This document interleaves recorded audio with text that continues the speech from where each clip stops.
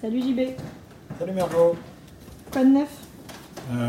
Ouais, aujourd'hui, on va travailler sur les canards, là, les deux concours que tu m'as inscrits. C'est quoi exactement ce sont des concours? Un concours wildlife en fait. Et c'est des Donc concours, une peinture sur les animaux sur les sauvages, animaux sauvages en fait. sans féruise donc. Et sans féris cette fois. Ouais. Cool. Donc je vais vraiment pouvoir m'amuser plus dans les couleurs et puis rester sur quelque chose de plus simple aussi. Les concours, ces deux concours qui ont été faits par le Canada. Et donc c'est des concours faits pour les timbres, en fait. Les concours nationaux. Les concours nationaux. Et ça permet, en fait, au Canada et à d'autres pays éventuellement, mais d'injecter en fait de l'argent pour la protection de la faune et la flore. Moi j'aime beaucoup le concept en fait. Ouais. Alors évidemment les timbres sont vendus à des chasseurs, ça j'aime peut-être un peu moins, mais, oui. Mais en tout cas, il y a tellement les acheter, l'argent collecté sert vraiment à la faune et à la flore, aux habitats, à la conservation, des patrimoines. Cool. Donc c'est vraiment sympa. Bon, donc voilà. C'est un nouveau projet.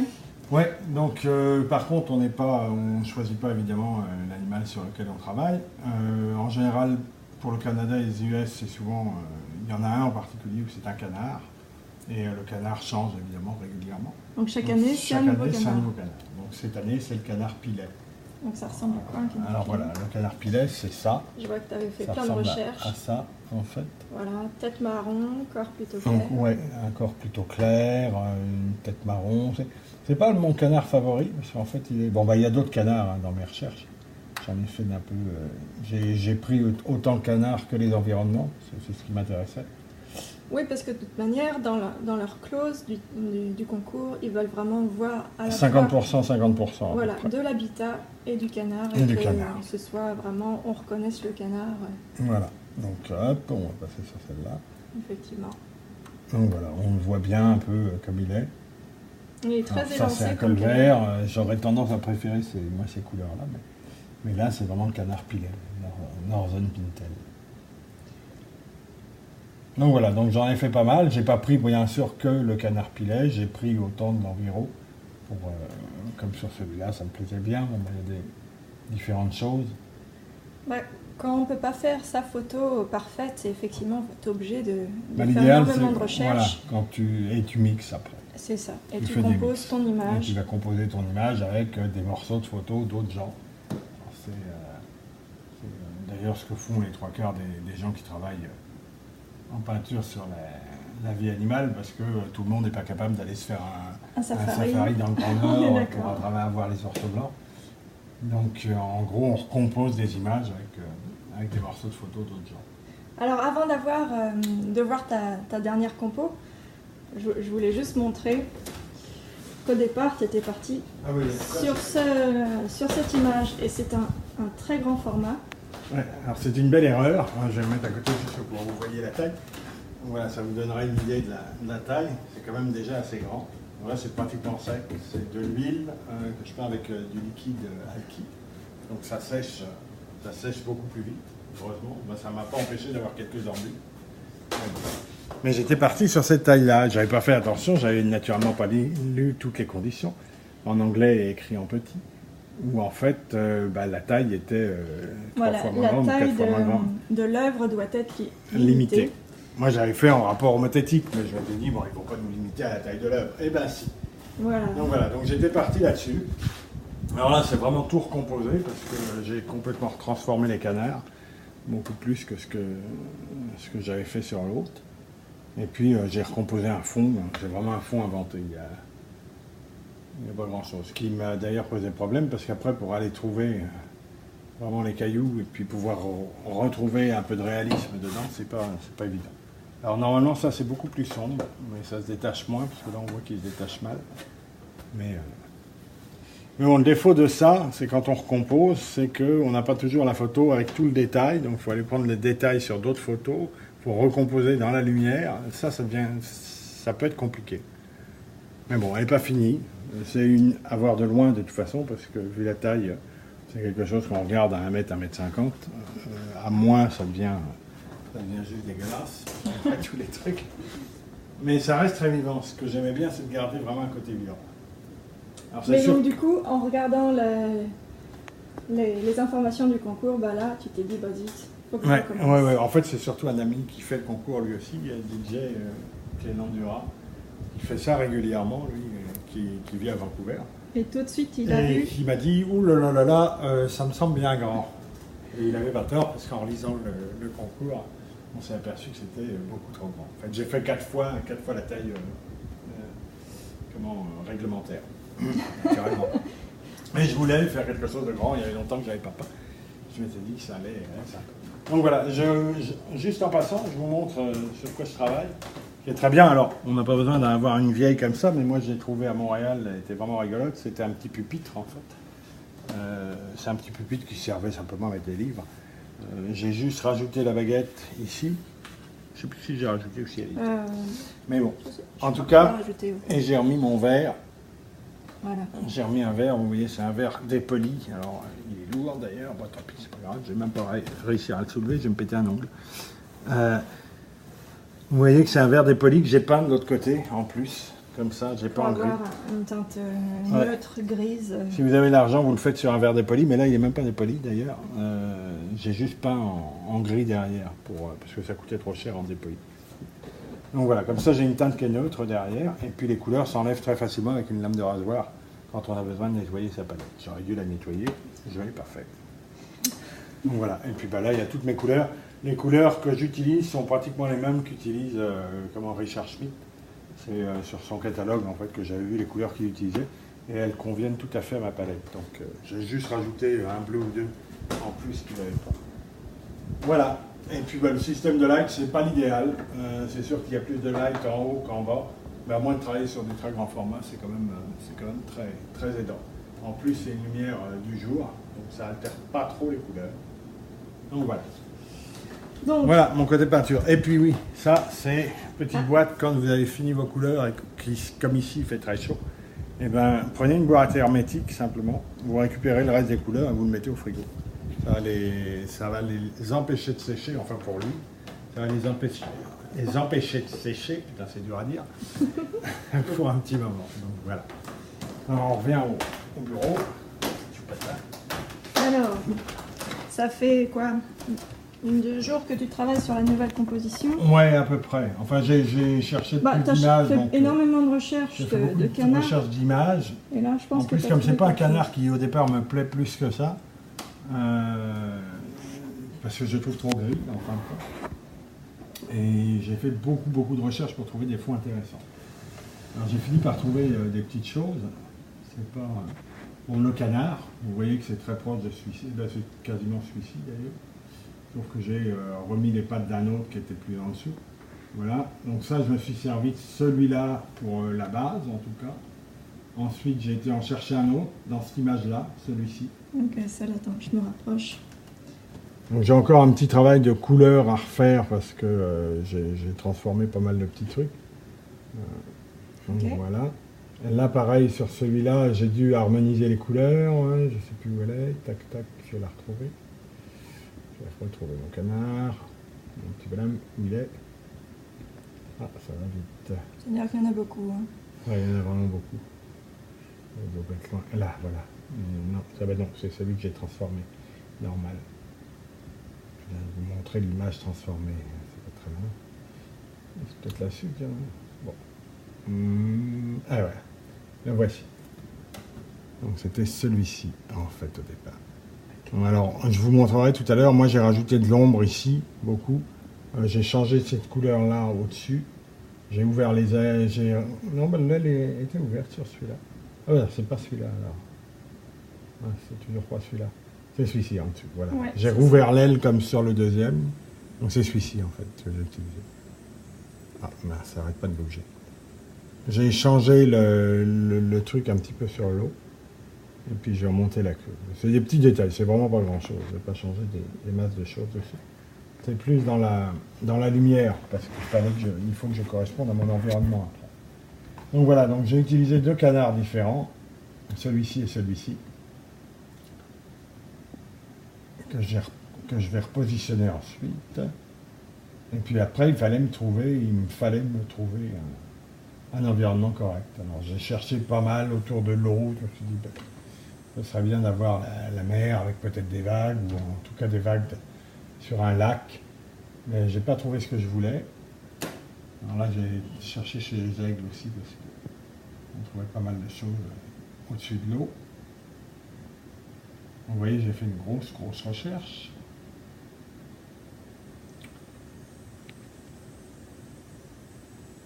Et est-ce que j'ai gardé la dernière recherche? Ça, vous allez voir passer l'image composée. Bon, je vais peut-être pas regarder celle qui m'a servi pour l'environnement. Enfin voilà, en tout cas, voilà où j'en étais. Voilà les différentes compositions que j'ai faites à partir de ça. Alors, laquelle tu avais au tout départ? Alors, celle du départ, c'est... avec les ailes collées, je pense. Oui, avec les ailes collées, mais je ne l'ai pas gardé. Je n'ai pas tout conservé, Margot, je pense. J'ai remélangé, parce que même la photo ici ne correspond pas à celle de départ. Celle de départ, est-ce que je celle que tu as tracée, c'en est une différente. Ouais, mais ça, c'est pas grave, je vais repeindre dessus, c'est pas très important. Je cherche juste à voir si j'ai pas gardé la photo d'origine pour l'environnement. J'aurais pu le préparer avant, ça aurait été malin. Sauf que... Non, je pense pas qu'il y en ait là-dedans, c'est votre flying. Bon, c'est pas grave. Bon, c'est pas grave. On voit déjà, sachant qu'il y avait des petits tas comme ça, mais qu'il y en avait, c'était pas de la même ça régularité. Pas non plus. Il y avait 3 canards dans le fond, il n'y avait pas de bleu. Ça aurait été bien quand même que je la retrouve, si on peut. Juste bon, on l'insérera à la fin de la vidéo. Ouais, je vous la montrerai. Voilà. Mais elle a le détail dans l'ensemble est à peu près le même ici, sauf que c'est pas qu'elle est coupée de la même façon. Il y a des canards surtout dans l'eau, il n'y a pas de canards en vol. Il y a vraiment que des canards dans l'eau, il doit y en avoir 3 là, je crois, il y en a un ici, 3 ou 4 ici. Et puis il n'y a rien dans le haut, c'est tout bleu. Donc tu as fait tes compos sur Photoshop. Donc j'ai fait mes compos sur Photoshop, j'ai, comme on peut voir, repeint, donc commencé à repeindre pour certains, par-dessus, pour ramener des couleurs. Vous voyez ramener des lumières que tu préfères, si on regarde par rapport à l'autre, je vais simplement la prendre. Voilà, on va l'ouvrir dans Photoshop. Voilà, alors on voit d'ailleurs que c'est à la mi-stock photo. J'ai juste pris le truc. Et si on regarde le canard, je vais vous l'amener dedans, comme ça sera plus facile. On va faire ça. Hop, on va retrouver. On va voir tout de suite ce que j'ai fait dessus. Voilà, donc moi j'ai été repeindre en fait par-dessus le canard, donc j'ai éclairci certaines zones. J'ai rajouté vraiment une ombre ici, vous voyez, pour correspondre en fait à mon deuxième canard, qui avait lui aussi son ombre. Bah oui, parce que la lumière n'était pas forcément la même. Donc voilà, en fait tout le jeu, ça a été de ramener les couleurs un peu comme je les voulais, et où je les voulais, pour qu'elles rentrent bien dans l'environnement aussi. Donc j'ai rajouté plus de bleu sous les ailes, je trouvais ça plus joli. Ouais, et ici, un bleu violacé, qui va être vraiment le dessus du canard, et qui... On peut se dire qu'effectivement la réflexion du ciel donne un peu plus de couleur en fait à la plume. Donc voilà, c'est pas un gros changement, mais c'est déjà suffisant pour utiliser ça dans un contexte différent. Donc là le format c'est quoi? C'est 12 par 16. 12 pouces par 16 pouces. Ouais, 12 pouces par 16 pouces. Et donc dans le cahier des charges encore du concours, il demande à ce qu'il y ait toujours une zone. Ouais, en fait, dans ce concours-là, il y a une zone ici qui doit être plus ou moins non contrastée et où on puisse écrire du texte. Oui, donc moi, j'ai fait quelque chose d'assez... voilà, le prix du timbre. Vous voyez, j'ai bleuré à fond, j'ai repassé de la broche dessus pour qu'on ne voit pas... Ça va me servir de modèle pour donner quelque chose d'assez rough. Voilà. Donc avant que tu te décides sur cette compo, tu en as fait comme 9-10 avant de te décider. Ouais, à partir du moment où j'étais parti sur ces deux-là, vraiment. Nouvelle, ouais. C'est vrai qu'après j'en avais composé d'autres, j'en ai fait quelques autres, mais qui n'étaient pas aussi poussés. J'en avais fait Tu avais fait celle-ci, effectivement. C'est plus peinture. Ça, c'est vraiment tout le fond avait été refait en Photoshop. J'avais gardé le canard, j'avais commencé à détailler un peu pour le côté plume, vraiment. Mais j'avais été trop loin sur celle-là, puis ça me plaisait pas trop. Ça, c'est la même, ok. C'est la même, mais pas avec la même branche en dessous. Ah, j'en avais fait quelques-unes. Ah, ça ne voit pas, ça met du temps. Ouais. Avec un rocher. C'est différent. C'est un peu le même système. Hein, différents paysages. Ouais, celle-là, je pense que c'est la même. Celle-ci, je ne sais pas. Non, celle-ci, c'est juste une photo. Ah, celle-ci, je sais. Ça, c'est une photo qu'on a fait de l'environnement derrière chez nous, avec une branche qui est dans la rivière, puis où j'avais mis deux canards. Elle était rigolote aussi, mais... Bah, tu pourras la faire... Mais bon, je pourrais la faire pour m'amuser. C'est vrai que peut-être qu'elle se donne moins pour le concours. Ouais. Je me suis dit que 2 oiseaux en vol, c'était peut-être mieux pour le concours. J'avais fait ça, et j'étais parti aussi sur... J'avais détouré pour en mettre plusieurs en départ. J'avais juste recomposé, j'avais détouré mes canards. Et voilà, j'avais fait une compo aussi comme ça. Alors c'était pas mal d'en avoir un bon nombre. Plusieurs, oui. Mais si je plisse les yeux, je commence à plus comprendre du tout les formes et je vois plus grand chose. Surtout que après l'image va être vraiment petite comme ça. La taille d'un timbre, c'est... La taille d'un timbre, c'est vraiment... Donc là, on commence à plus lire facilement ce que là, on le voit parce qu'il n'y a pas de fond, mais... Ouais. Tu rajoutes à ça un habitat, des roseaux, alors que là, rochers, je peux aller vraiment là, on les voit. très petit. Ouais, on repère. On repère tout de suite ce que c'est ici. Tout à fait. Alors, donc voilà. Montre-nous un peu... Alors pour l'instant, où on en est. Donc hier soir, tu as tracé ton image. Attention, un stylet. Voilà. Donc hier, moi j'ai juste tracé mon image. En fait, j'ai tracé avec le papier carbone. Très pratique. Mais il y a plus pratique que ça en fait, parce que là c'est vraiment du carbone pour le dessin. J'ai remarqué ça en faisant des recherches sur YouTube. Il y a des gens qui utilisent un papier qui est un papier de différentes couleurs en fait. Et il y en a un qui est blanc et donc qui irait très bien pour les peintures foncées. Les peintures foncées. Qui ont un fond foncé. Voilà. Donc moi je suis parti sur un panneau de bois simple, ces petits panneaux qui vendent, qui ne sont pas protégés au départ. Donc je l'ai protégé, j'ai mis 3 couches de gesso. D'abord une couche de gesso transparent pour bien imperméabiliser le pourtour. Ensuite j'ai mis 3 couches de gesso à la craie, simple mais acrylique. Hein. C'est pas du tout du gesso pour l'huile réellement, pas à la pina. Ça marche pour l'huile bien sûr, mais c'est pas ce qui serait utilisé si on voulait vraiment peindre à la pina. Ils utilisent un gesso à l'huile, c'est compliqué. Ça met 6 mois à sécher. Enfin c'est improbable. C'est-à-dire ça limite les embûches et ça limite le séchage, alors que là, ça va sécher facilement avec ça. Donc voilà, donc j'ai repris mon dessin dessus. C'est pas tout à fait le même. Ici, c'est pas la même chose, mais c'est pas grave. Et ensuite, j'ai collé des poils. Poils de pinceau, ça c'est pas bien. Il va falloir que j'enlève.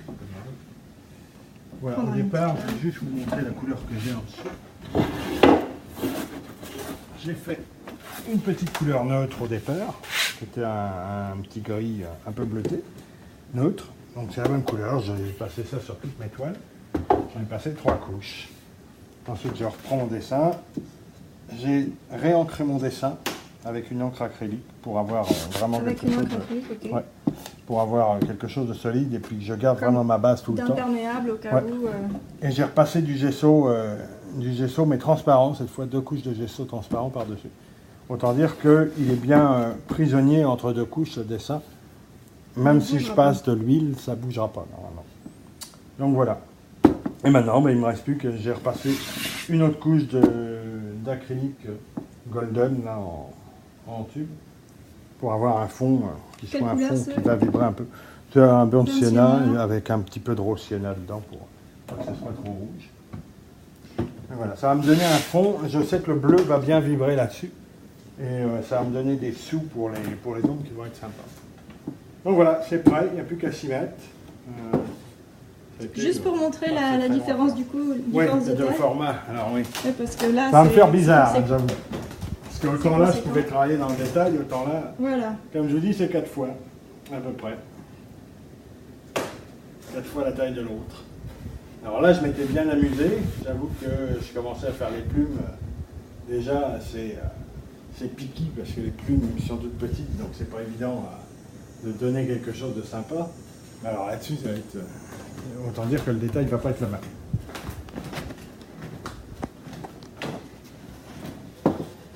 Donc voilà, ben, j'ai plus qu'à m'y mettre en fait. Je ne sais pas si je vais me mettre là-bas sur le chevalet ou si je vais commencer simplement à plat. Je ne sais pas encore trop, parce que vu la taille, j'ai pas vraiment besoin de grand chose. Ça va être juste une question de confort. On va voir ça. Voilà, ben, on se retrouve pour un autre. Pour une autre étape. Avancer un petit peu. Merci à tous. Ouais. Et puis à bientôt. À bientôt. Salut.